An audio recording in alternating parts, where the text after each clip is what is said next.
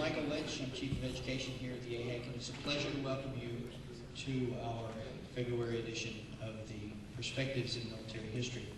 Tonight we welcome Dr. Peter S. Kindsvatter, who is the command historian of the U.S. Army Center and School for the last 10 years. He received a PhD in history from Temple University in 1998 with fields of study in modern European and U.S. military history and U.S. diplomatic history. He also holds a BA in journalism from Penn State and an MA in journalism from the University of Missouri at Columbia. Dr. Kindsvatter was commissioned in the Army as an Armor Second Lieutenant in 1971. He served on active duty for 21 years, retiring as a Lieutenant Colonel in 1992. He served in the United States, Germany, Korea, and Southwest Asia in command and staff assignments in the 3rd Armored Division, the 2nd Infantry Division, the 3rd Armored Cavalry Regiment, 1st Infantry Division, and the 11th Armored Cavalry Regiment. He also served as the 7th Corps Historian during Operation Desert Storm. He is a graduate of the Armor Officers Basic and Advanced Courses, the U.S. Army Command and General Staff College, and holds a Master of Military Arts and Sciences from the School of Advanced Military Studies. He is the author of American Soldiers, Ground Combat in World Wars, Korea and Vietnam. And he's also published numerous articles in professional journals such as Parameters, Military Review, Army, Armor, and Army Logistician magazines. Ladies and gentlemen, please welcome Dr. Peter Kindsvatter. Well, a little caveat first. Just like before we start a movie, I got to put out the rating. This is an R-rated presentation. I just want to let everybody know. I cite a lot of soldier memoirs and oral histories, and we all know soldiers can be pretty straightforward. So I just did want to mention that so nobody's taken on unawares. I did retire from the Army in 1992 to pursue a second career as a military historian. And I was fortunate enough to study under our country's preeminent historian in the United States Army, Dr. Russell Weigley at Temple University. I was especially interested in studying the American soldier's experiences. Dr. Weigley recommended I pursue such a field of study under one of his graduates, retired Colonel Henry Gohl, who had similar interests and was a combat veteran of 2 wars. In fact, the 2 wars I'll be discussing tonight. And I probably should have mentioned, as you probably all saw the handout though on the lecture, but this presentation is entitled The GI Experience in the Korean War, a Precursor to Vietnam. So I was recommended by Dr. Weigley to take up my field of study with Colonel Gohl and Dr. Gohl. And I'm very glad to see that Henry's here tonight because if any of you take issue with my conclusions or question my facts, I'm going to say, well, you're going to have to ask Henry because he told me that's how it was. In pursuing my study of the soldier's experiences, I was soon struck by the fact that while some excellent studies existed that addressed particular wars or even Army life between wars, like Max Kaufman's excellent The Old Army, there were very few works comparing soldiers' experiences in different wars. That such comparative studies might prove valuable was brought home to me when I read this passage in T.R. Fehrenbach's classic 1963 study of the Korean War entitled This Kind of War. And this passage is the same one that appears on the lecture announcement if you saw it. Quote, "Reservists and citizen soldiers stand ready in every free nation to stand to the colors and die in Holocaust, the big war. Reservists and citizen soldiers remain utterly reluctant to stand and die in anything less. None want to serve on the far frontiers or to maintain lonely, dangerous vigils on the periphery of Asia. There has been every indication that mass call-ups for Cold War moves may result in mass disaffection." Fehrenbach, who served as a platoon leader and company commander in the Korean War, is of course comparing World War II, the big war, with that Cold War police action in Korea. His rhetoric is somewhat alarmist, typical of the Cold War period, but his words are prescient, with America's heavy involvement in Vietnam being just around the corner. Fehrenbach called for a new kind of army to fight this new kind of war. Quote, "Korea was the kind of war that since the dawn of history was fought by professionals, by legions." However, as with so much else concerning the forgotten war, as Korea was soon dubbed, as you know, Fehrenbach's warning went unheeded. With the notable exception of the establishment and expansion of the Special Forces with their famous Green Berets, no special legion emerged. In 1965, America again sent citizen soldiers to the periphery of Asia. So to what extent did the soldiers' experiences in the Vietnam War mirror the experience of soldiers in the Korean War? Did the Korean War experience actually foreshadow what might happen in Vietnam? Could the mass disaffection that Fehrenbach predicted be foreseen or even somehow averted during the Vietnam War? I'm not sure that mass disaffection could have been averted, but I do believe as a first step that it could have been foreseen. There are remarkable similarities between those wars and the attitudes and motivations of the soldiers that fought them. I freely admit that there are also differences, although I'm not going to dwell on them in this presentation. The physical environments the soldiers fought in were very different, although perhaps equally harsh in their own ways. The Korean War was more conventional in nature, although guerrilla activity was more pronounced than commonly perceived. And likewise in Vietnam, many of the engagements with the main force, Viet Cong and North Vietnamese Army, were decidedly conventional. Perhaps especially significant is the fact that large numbers of reservists were called to duty in the Korean War, but relatively few during Vietnam. Although, as we will see in both wars, the foxholes were increasingly filled with draftees. I will focus instead on the similarities between the wars as experienced by the soldiers. The war aims, in broad strokes, were almost identical, but over time were considered by the soldiers as unattainable or irrelevant. Survival became the only war aim that mattered. In both wars, units containing large numbers of volunteers confidently entered the war zone, convinced that their Asian foes would quickly crumble. They did not. The wars dragged on, rotation systems were established, and the Army had to rely on increasing numbers of often less than enthusiastic draftees. Home front support, initially high in both wars, faded fast in the latter stages of these wars to the detriment of troop morale. Soldiers of both wars came to believe that the people they were there to save were not doing enough in support of their own cause. In sum, mass disaffection was indeed the state of things late in both wars for many of the same reasons.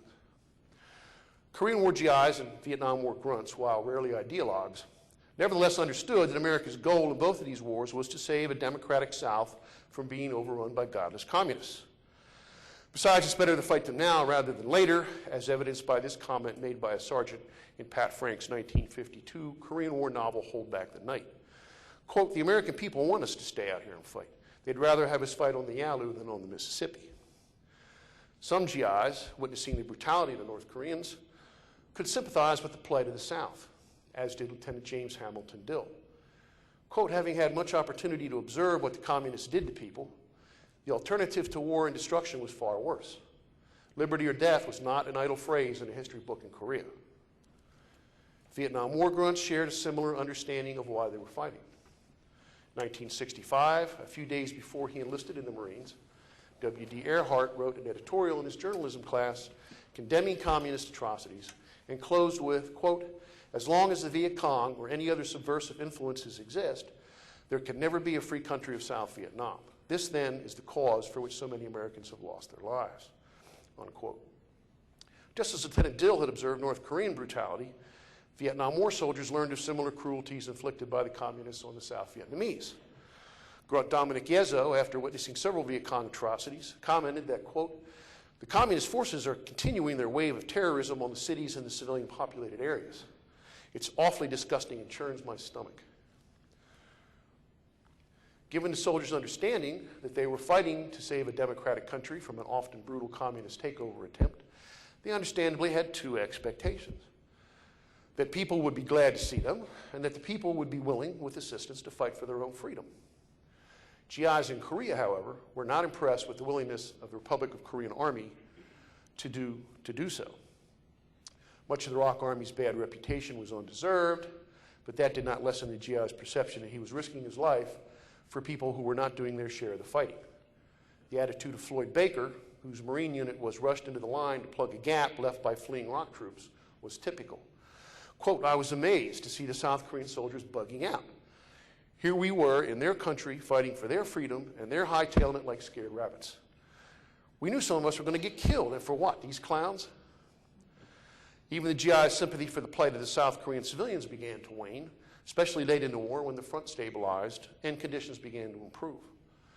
Sergeant William Dannemeyer, serving in Korea in 1953, noted growing hostility toward Americans behind the lines. Quote, "I know there were many South Koreans who didn't want us in their country, and they showed their feelings at every opportunity. Soldiers who visited Seoul would return saying that the Koreans would cheat or rob them whenever possible." While the Korean War GI had growing concerns about South Korean hospitality and doubted the ability of the ROC Army to fight, the average Vietnam War grunt became even more disillusioned with the South Vietnamese people and their army. Fresh replacements arriving in country expecting a warm welcome from the local populace were soon disabused of that notion, as was Private John Ketwig and his fellow replacements almost as soon as they stepped off the airplane and boarded a bus for a trip to the replacement center. Quote, "We crept out of the airbase through a main gate into the mainstream of Vietnamese peasant life. We marveled at the ragged hovels and piles of garbage. The stink was almost overpowering. The people, as they saw us approaching, hurried to the edge of the street. A chorus of go home GI and fuck you GI was accompanied by a barrage of assorted garbage and trash bouncing off the mesh that covered the windows. Even worse, some of the people not only disliked Americans, they also wanted to kill them. The wire mesh on the bus window was not just to keep out the garbage, but the occasional grenade. Private David Park summed up the problem. Quote, "I'm not sure the native people are with us. They smile at us in the daytime, and their sons shoot at us at night. It's hard to spot the real enemy." The grunt's expectation that the people would be glad to see him thus faded fast, and his second expectation that the South Vietnamese would be willing to fight soured almost as quickly. As in the case of the ROC Army, the almost universal perception in soldier memoirs is that the Army of the Republic of Vietnam did not do its fair share. The ARVN, often ill-equipped and ill-trained, especially early in the war, does not really deserve such a bad reputation, and some ARVN units were very effective. But it took only one instance of cowardice or incompetence to turn grunts against them. Robert Mason transported South Vietnamese soldiers to a landing zone in his UH-1 helicopter, but they would not get out until his crew chief waved a pistol in their faces. Disgusted, Mason's reaction was typical. Quote, "I've never seen anything like that. How the fuck are they going to win this stupid war if they fight like that?" Thus, the soldiers of both wars came to believe that the people they were there to save did not seem willing enough to help in the process. And the American soldiers could have welcomed and would have welcomed that help because the enemy proved to be more capable and determined than they had ever expected. The first units to arrive in Korea came from occupation forces in Japan. Their lack of preparedness has been well documented. But at the time, the troops were confident. Captain Charles Busey, commanding an engineer company in the 24th Infantry Division, which was the first division to arrive in Korea, didn't expect to be there long. Quote, "The word was that we would put up a show force in the field in Korea, and when the enemy quaked and returned back across the 38th parallel, which was inevitable, we would return to home station." By the time Lieutenant Uzal Ent arrived in Korea with the 25th Infantry Division, which followed on the heels of the 24th, the North Korean People's Army had not only failed to scurry back across the 38th parallel, but had also severely handled the first American troops to arrive. Quote, "What really bothered us was that the North Koreans hadn't shown any awe, any respect, if you will, for the American units that had been put in their way. There had been a definite feeling, not articulated maybe, but very much in people's minds, that the North Koreans would quit when they found out they were facing American troops. Such underestimation of the enemy, born in part of racism, was not as blatant in the first units to deploy to Vietnam, perhaps because the Viet Minh had already proven themselves as capable fighters against the French, but grunts nevertheless expected the Viet Cong and the North Vietnamese Army to be appropriately awed by American superiority. Robert Mason and his fellow 1st Cavalry Division helicopter pilots certainly did. Quote, "The Cav is here now, and these gooks are going to shit when they see us in action." Lieutenant Philip Caputo and his Marine Battalion were equally confident of a quick victory. Quote, "We believed in our own publicity. Asian guerrillas didn't stand a chance against U.S. Marines." Well, the Viet Cong and North Vietnamese were in fact disconcerted by American helicopters and firepower, but they adjusted quickly and fought on. In the case of the Korean War, American numbers and firepower seemed on the verge of bringing victory when a massive Chinese intervention shattered any hopes of an end to the war by late 1950. Both wars dragged on. To avoid having soldiers serve for the duration, and as had occurred, of course, in World War II, the Army decided upon an individual rotation system based on accrued points in the case of the Korean War and on days in country in the case of the Vietnam War. The specific rules changed somewhat, but suffice to say that soldiers served about a year before rotating home. Thus, units that started out with a large number of generally well-motivated volunteers increasingly found the ranks filled by draftees. During the Korean War, the percentage of enlisted draftees increased from 32.1% in 1951 to 58.7% in 1953. In Vietnam in 1965, draftees totaled only 21% of the force, but their numbers grew to 70% by 1970. That the rotation system was detrimental to unit cohesion has been well established. Arguably, however, the United States Army had no viable alternative. Strength levels, especially given the failure to activate a substantial number of reserve units during the Vietnam War, precluded unit rotations. The issue here, however, is the fact that these arriving draftee replacements, unlike the earlier volunteers, were increasingly alienated from the cause they were supposed to fight for. Skeptical, reluctant draftees made for skeptical, reluctant soldiers in the foxholes. Private Curtis James Morrow, who had served a tour of duty in Korea early in the war, and was now en route to duty in Japan in 1952, was on a transport ship filled with replacements, mostly draftees headed for Korea. He noticed their distinct lack of enthusiasm. Quote, some of them made it clear that if it was up to them, there would be no fucking war. And they also made it clear that they could find a hell of a lot of other things to do rather than killing people or possibly being killed or maimed for life. Living in muddy holes for the next 6 months or so wasn't their idea of heroism, and many prayed every free minute for God to end the war before they arrived. Many replacements during the Vietnam War, especially in its later stages, were, if anything, even less enthusiastic than those replacements headed for Korea. Slipping morale and efficiency in draftee-filled units was especially evident in soldiers returning to Vietnam for a second or third tour. Sergeant Matthew Brennan, who had served in an aerial rifle platoon in 1967, returned to his old outfit for a second tour in late 1968. It was not the gung-ho outfit it used to be. Quote, these men were different from what I had expected. There were only 2 volunteers in the platoon. Everyone else, including all the sergeants, were draftees. The platoon was composed of a batch of the new, long-faced replacements. The toughness and aggressiveness of a year before were gone. That the ranks in wartime were filled by increasing numbers of draftees is, of course, not unusual. It occurred in all our wars in the draft era. Nor is it strange that these replacements, drafted against their will, would be more reluctant, even disgruntled, than those who had volunteered. But that does not explain the deep discontent, even alienation, evident in the draftee replacements late in the Korean and Vietnam Wars. That discontent can only be explained by the fact that these replacements were drawn from a populace that was itself increasingly opposed to the wars in question.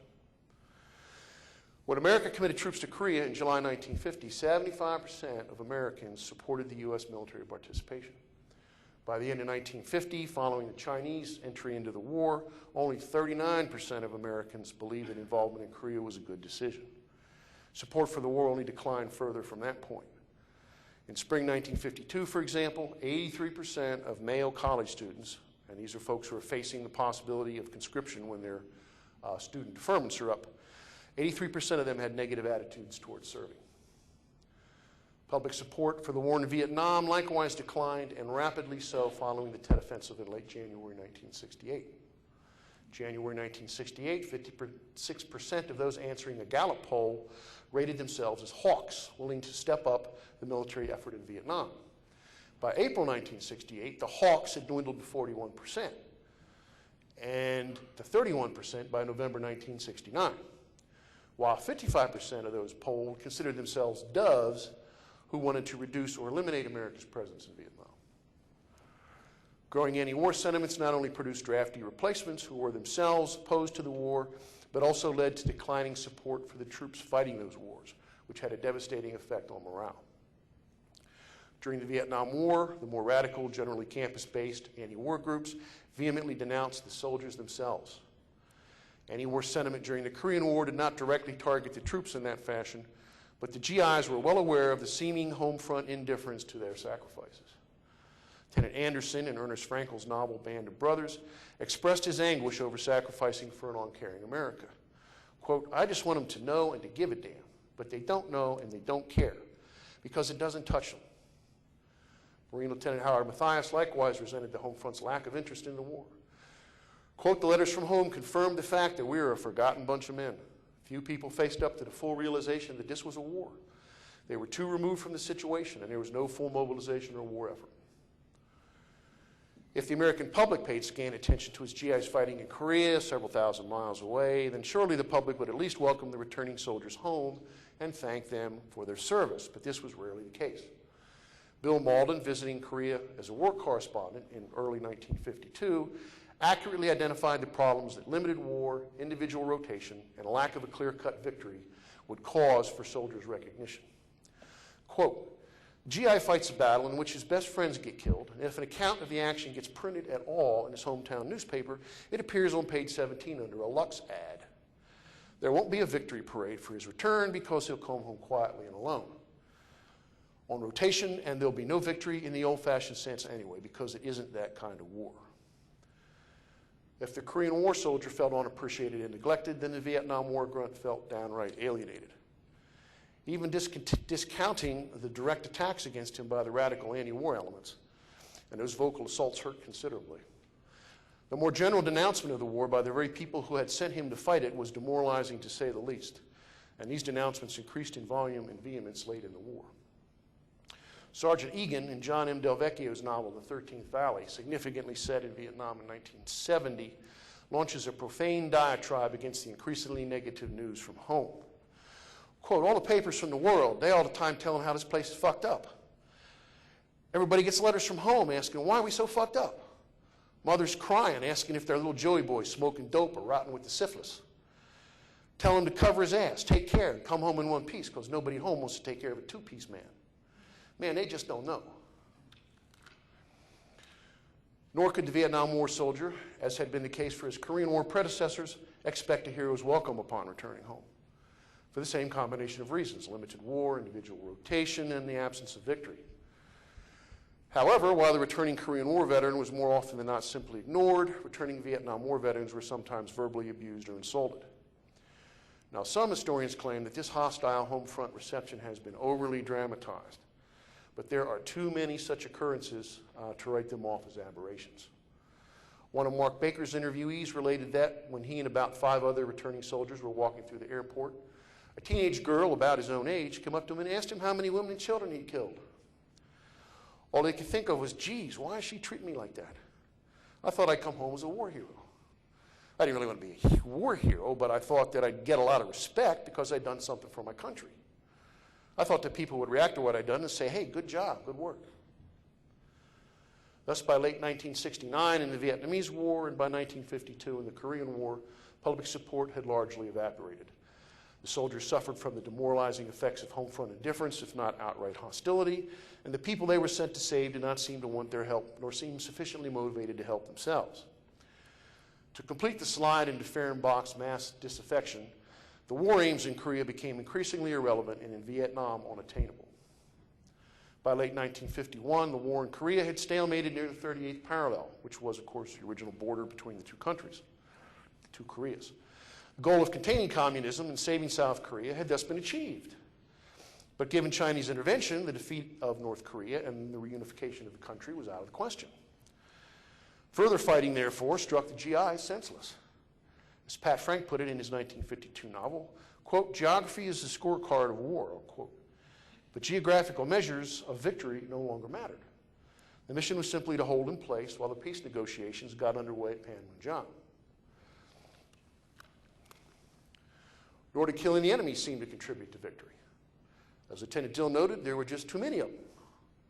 Quote, we'd inflicted hideous losses on the enemy, but so far as anyone could tell, we could have spent the rest of our lives eliminating Chinese without making a dent in their army.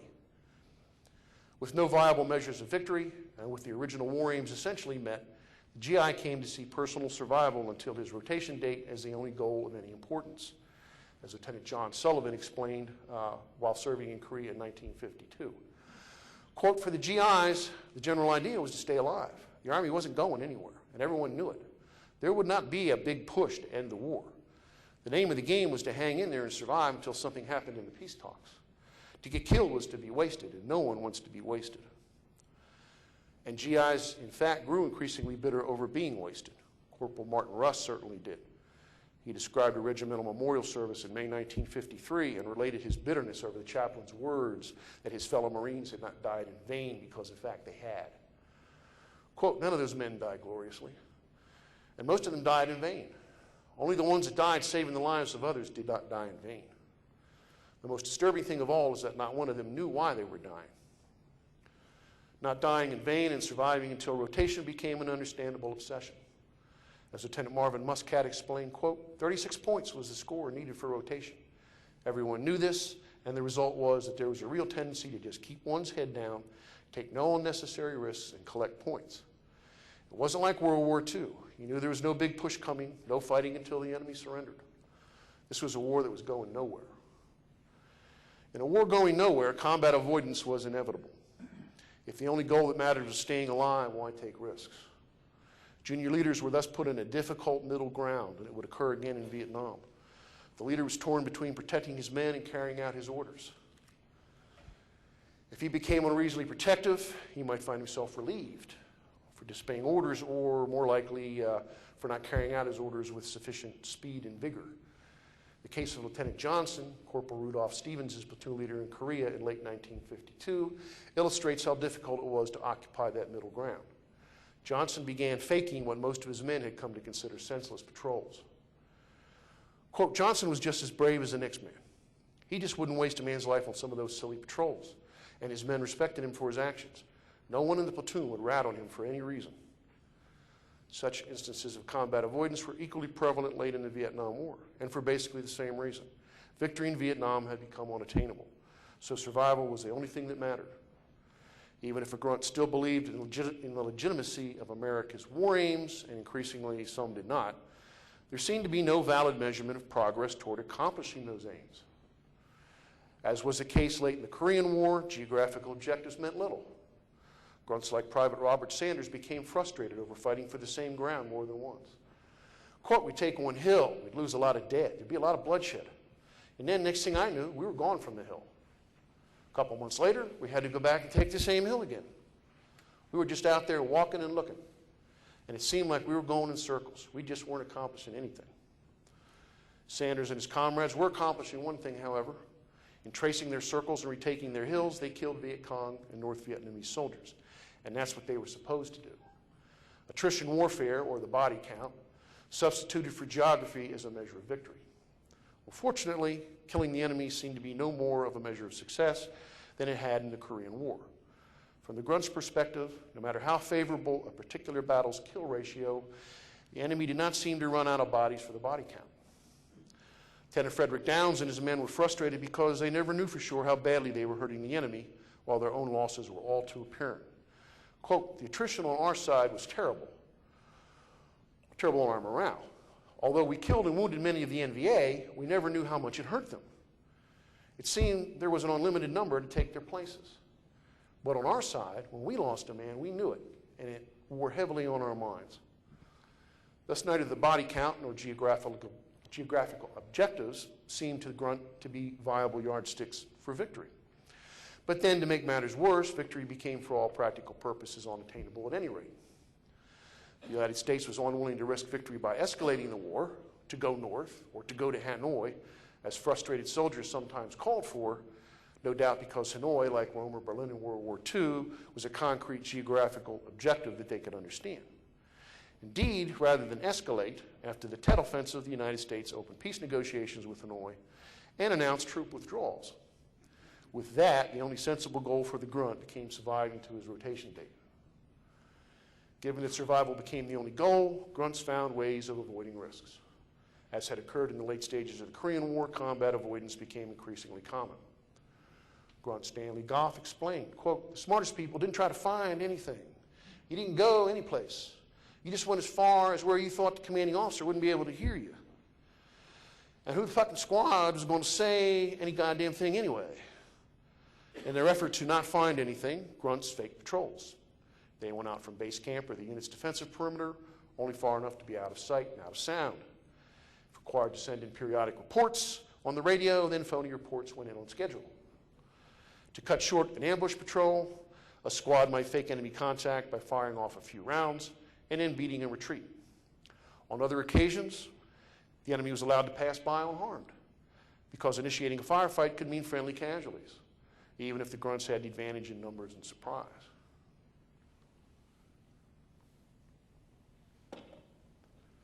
Failing to engage the enemy, even when numbers and surprise are on your side, is no way to win a war. But then winning the war was no longer the issue. Thus, in Vietnam as in Korea, the conflict had become, in the words of historian Christian Appy, a war for nothing. The tragedy is that, well beyond the point when victory in those wars was no longer a viable option, the fighting and dying went on for so long. Perhaps even more tragic is the fact that policymakers and military leaders at the time of the Vietnam War had taken into consideration the soldiers' experiences in the Korean War, then they might have anticipated, as historian T.R. Fehrenbach had, that mass disaffection would again be a problem for a citizen soldier army fighting once again on the Asian periphery. On a positive note, at least a few lessons seem to have been drawn from our soldiers' Vietnam War experience, if not from our Korean War experience. Perhaps most significantly, the professional legions that Fehrenbach called for came to pass with the establishment of the all-volunteer force.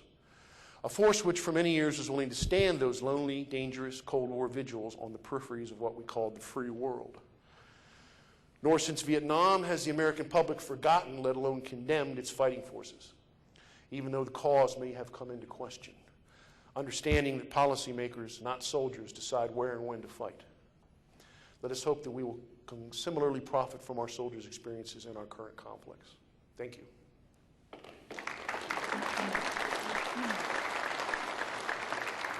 After the Korean War, most enlisted ranks were subject to lectures, training. Do you view this as a positive development, or would you care to explain? Oh, you're going to have to ask Henry Gold that. No.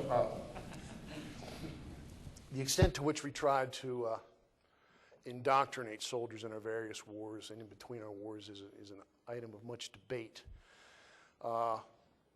It occurred with the morale branch in World War I and also again in World War II without a lot of effect. Formal indoctrination or formal propagandizing, if you will, never sat well with the soldiers. Some of these programs did work as information programs.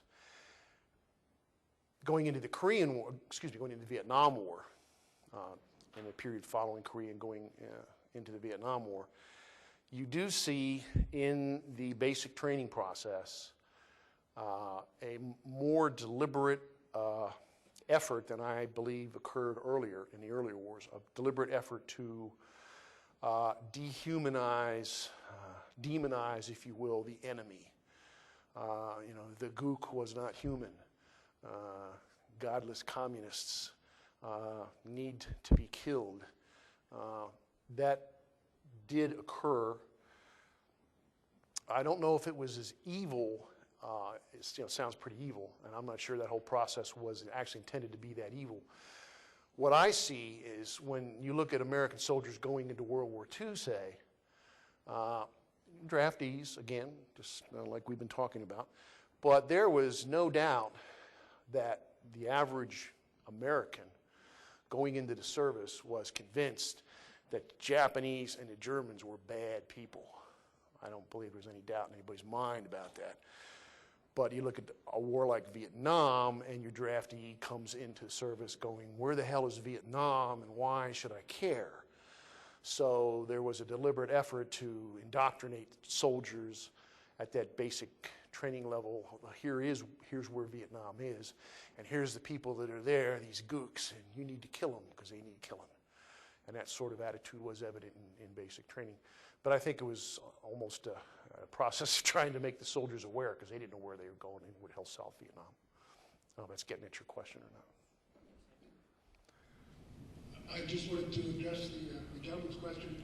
I think there's a lot of people in the room who had the same experience going to Korea. I remember vividly in '52, seeing films of the League of Nations not being able to control events in Ethiopia, the Spanish Civil War, the Japanese walking out, and by God, the UN was going to be something different.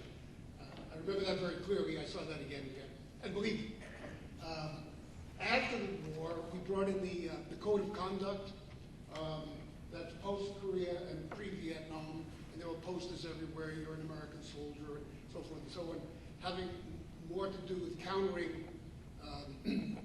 good behavior as a prisoner of war than anything else, and encouraging you not to be captured. If captured, try to escape, and remember that you're a soldier even in captivity. Those are the things I remember in connection to your question.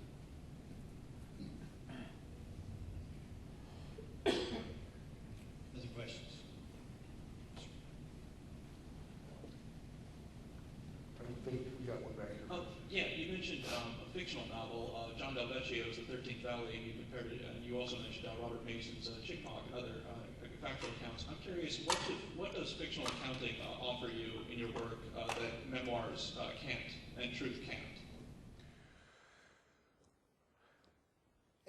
There's always an issue for a historian using any sort of fictional account, needless to say.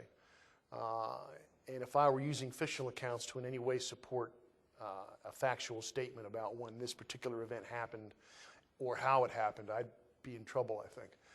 But to use those novels to illustrate soldiers' experiences, and in the cases of the novels that I use, they are in every case written by a veteran of the war that they are writing about. I think you actually can see, in a lot of cases, first of all, some very dynamic, dramatic, good literature in some cases in that novel that you won't have in some of your memoirs, which, while useful, are very frequently a little dry, not real exciting. So I get some really good material, illustrative material out of the novels. And I think in the area of the soldier's experience, given that the authors were soldiers, I tend to think they're a valid source, if that's getting at your question.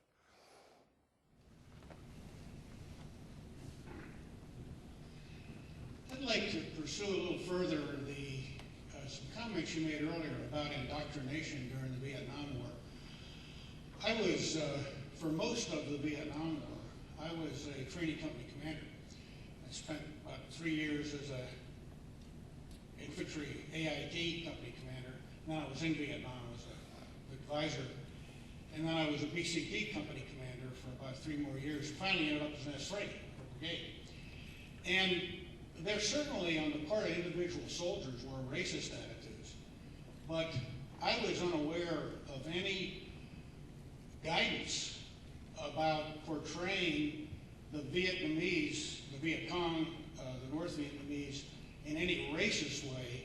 Quite the contrary. I mean, General Johnson was the chief of staff during that time. And there was even a policy to try to do away with swearing on the part of drill instructors. And so I understand that's just my own particular experience, but certainly I never got any instruction to do that. It wasn't part of our program of instruction. And I was wondering what the basis was for your comments about that actually being a part of an indoctrination program to breed a kind of racial anger or hatred toward the Vietnamese. Oh, you bring up a good point, and I should have clarified. I don't want to say that there was an official policy about that sort of racist, we're going to actually deliberately teach this. I say it based on, again, soldier memoirs and oral histories and what they were told in basic training, usually by a drill sergeant, and something below the level of official policy. And of course, I don't need to tell you, a lot of those drill sergeants were back from Vietnam. And that's where you see the promulgation of this sort of language and these sorts of attitudes. And again, it sounds pretty nasty, but from the drill sergeant's perspective, you can kind of also come from the idea that, well, I got to get these kids ready to get over there, and they're going to be up against these, VC and MVA, and it's tough. And they got to understand these are bad people, and they got to know that they're going into tough times. So even though it sounds pretty racist and pretty mean, I think there was also an effort to try to, toughen them up and give them a dose of reality. But I would certainly agree with you that it was not an official policy to do that sort of thing. I think you believe that professional soldiers are immune to the kind of problems that draft soldiers have with long, popular, and seemingly unwinnable wars. Why do you say that? And are there any instances when professional armies were broken by long unpopular, when I say unpopular, I mean unpopular in the home country wars? And I'm sorry if I mischaracterized your position. Well, I was one of those cold warriors for 21 years, I admit it. Standing out there on the peripheries at the DMZ in Korea and the interzonal border in Germany and all that stuff, but I digress. Here's something that I'll always remember. I was on Desert Storm, as you heard, and as a historian, I'm talking to a lot of soldiers. And, Desert Storm, we're really talking some personal opinion here. And I'm an Army historian. I'm not talking anything official here. But my philosophy on Desert Storm was this is about a whole lot of goddamn oil, okay? The Iraqis have just taken over Kuwait, one of the biggest oil fields in the world, and they are poised to threaten Saudi Arabia, whose army, I don't need to tell you, wasn't really going to put up much of a struggle all by themselves against the Iraqi army. So Saddam's on the verge of just controlling the world's oil. So why are we here, and why are we going to at least take Kuwait back? Well, I'm sorry. As far as I'm concerned, it's about the oil. Now, do you want to fight and die for the Kuwaiti oil fields? No. And most American soldiers I ran into weren't real excited about this whole prospect.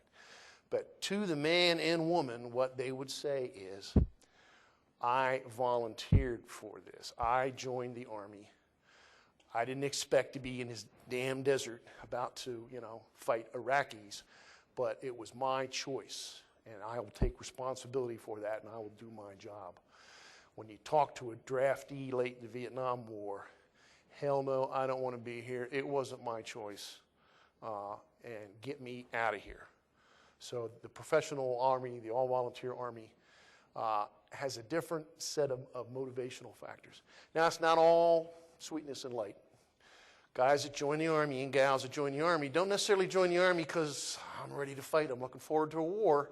They join the Army because I'm going to learn some useful skill, or I'm going to get GI benefits and go back to school.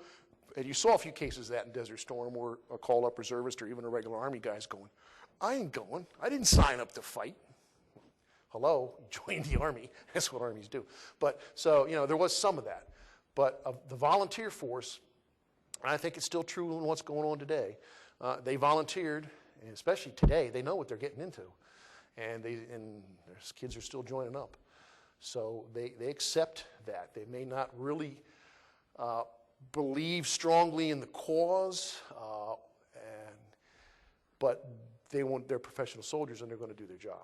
And that's the big difference in my mind between a reluctant drafted force and people who have signed up of their own volition.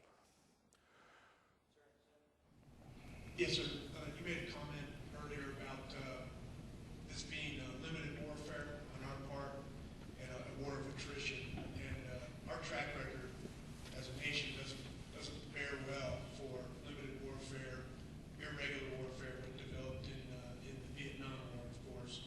And I was just wondering what your thoughts are on how does that translate to the war that we're engaged in now, which is definitely going to be the long war.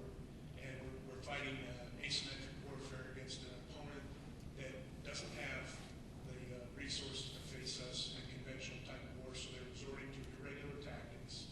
And we see public opinion starting to erode for this effort. And now we've got a change of administration, changing political goals and strategic objectives possibly.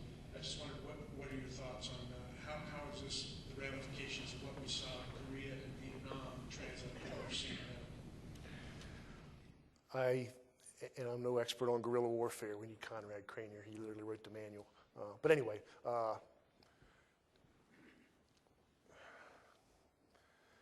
good old General Petraeus and his surge, and more importantly, the changing tactics that he has employed for a couple of years now over there is really making a difference, at least in the sense of American casualties, obviously. You just don't hear about the casualties, American soldiers dying in Iraq like they were, say, 2 years ago. If you were to go back 2 years ago and you look at the track record of how we didn't anticipate this insurgency and didn't anticipate an insurgency on the verge of civil war, and American soldiers are dying in fairly large numbers. If you look at public opinion back then, there's a whole lot of anti-war demonstrations going on. People want out of that war. The soldiers themselves, I can tell you, because I work with soldiers, aren't happy with what's going on and the fact that they're going back on rotation after rotation. So I think things are getting pretty ugly over there in Iraq a few years ago. And I was starting to see some of the same things I think you could see from soldiers in the Korean War and Vietnam War period. But things really have turned around the last couple of years, and we're not going down that same path any further. I'm not sure how it's going to turn out, but you don't see that slide down that I was really think I was starting to see, as early as recently as 2 years ago. I think if things had continued on that path, things would be really ugly today. I'm not sure where we'd be, what the status would be in Iraq and our soldiers there, to tell you the truth. Could you compare the Washington leadership or intervention from Washington between Vietnam and Korea? I'm thinking more of a very senior type, presidential on down. And again, we kind of get out of my area of expertise here, but in the sense of this limited war scenario in both cases, there were significant constraints, of course, put on the military by the political leadership. I didn't mention it, but we made a very conscious decision. We're not going to escalate the war in Vietnam. We are not going to send ground forces into North Vietnam. And to this day, some people think that's maybe what we should have done. I don't know. Certainly would have gotten very ugly, and I'm not sure how it would have turned out. But that was one of those political constraints. Of course, in the Korean War, we decided we're not going to bomb China. We're not going to fly over, although it happened. We're not supposed to fly over China, and drop any bombs, and we're certainly not going to nuke them like there were some plans to do. So there are some serious political constraints on the military in both of those wars as to what they can and can't do. If that's kind of what you're getting at. I'm not sure maybe if it was... Well, and there was certainly micromanagement. Certainly, MacArthur wasn't, at least in his opinion, allowed to run that war in Korea the way he wanted to. And senior leadership in Vietnam was being told, what they are or aren't going to bomb in the north. And if they are or aren't going to be allowed to go across the ocean border and things like that. So there are those kinds of constraints. And arguably, limited war by definition means there's going to be some of that. I don't know if that's getting at your question or not. Sir, I had assumed that it was problems after Korea with like the Berlin mobilization, the call-up of the reserves and National Guard. And these guys were called up and they sat around and didn't go to war, didn't do anything, and they complained to the press. And there was a lot of, they passed the Soldiers and Sailors Relief Act of 1962. And I thought that was the event that really soured the National Command Authority on using the Reserve and National Guard for Vietnam War. So I guess I learned something. Well, I think you have a good point there. I mentioned that the reserves weren't called up in substantial numbers for the Vietnam War, but I really didn't talk about why. And what you're getting at there may be part of it. And of course, most historians also talk about Lyndon Baines Johnson and his home front policies. I'm drawing a blank here. Great Society policies. He didn't want to add the turmoil of calling up any large number of National Guard and Reserve units. I think that was another factor in addition to some of the things you mentioned. He was reluctant to call up large numbers of National Guard and reservists.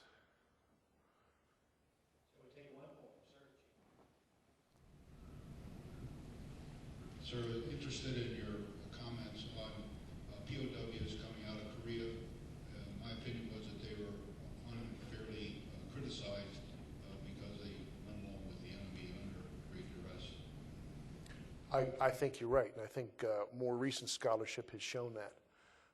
More recent scholarship has shown that, first of all, the North Koreans were really brutal people, and the Chinese weren't too much better, although they get slightly higher marks or slightly not quite as bad a mark. But even especially that first year, even with the Chinese, their treatment of our prisoners was atrocious.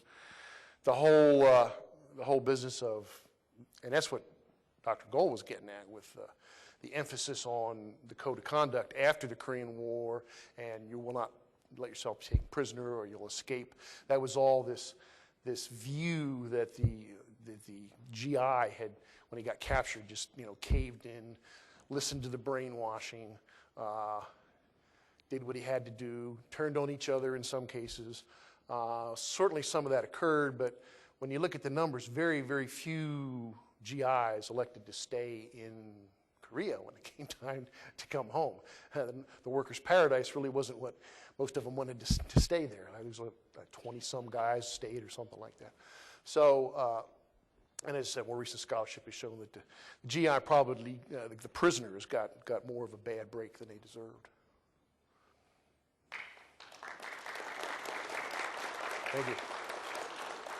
Come on out here. I have a gift for you. All righty. Gifts are good. Well, Dr. Kindsvatter, most of our audience knows that one of the reasons that we do this series is to learn more about the profession, and a lot of us have spent a lot of our lives. This has been a very special experience, learning about how tough it can be as a soldier, learning those soldier stories as you've dug out for all of us and illuminated. It's been a great experience. We thank you for all of your work, and certainly for all the work you've done on behalf of soldiers in the Ordnance Corps, but also telling the stories of these soldiers in your book, so that all of us, even those who have not served, can understand what soldiers go through. So what I'd like to do in recognition of your talk here tonight is, on behalf of Colonel Rob Alessandro and the entire staff of the AHEC, I'd like to give you a reduced copy of your poster that we used to advertise your lecture. Marvelous.